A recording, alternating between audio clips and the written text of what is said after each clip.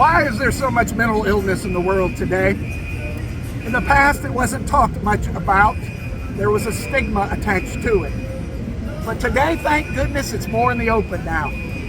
Here are some statistics to consider. 1% of the U.S. population lives with schizophrenia. 2.6% have bipolar disorder. 7% live with major depression. 18% live with an anxiety disorder. Suicide rates for middle schoolers has more than doubled in the last decade. And 20% of the U.S. population at any given time lives with a mental illness.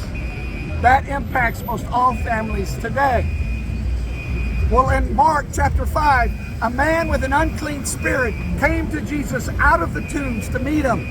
His life had been absolutely miserable with severe mental illness.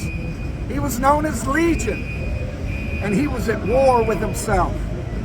But Jesus healed the man and sent the unclean spirit into a nearby herd of pigs, and the herd rushed off a steep cliff and drowned in the sea.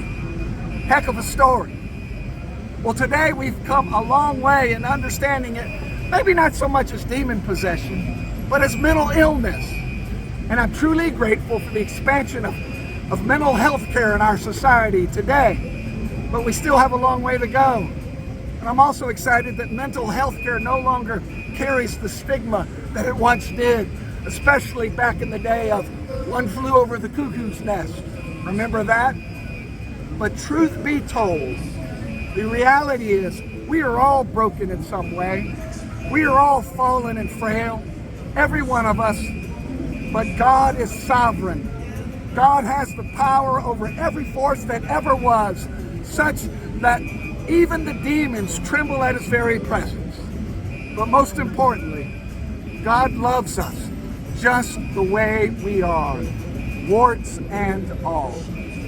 What good news that is. Well, I invite you to worship with us here at Bellevue Presbyterian Church in the heart of Nashville, Tennessee, every Sunday morning at 10:30 in person or on Facebook Live. This has been another 2-minute takeaway with Pastor Scott.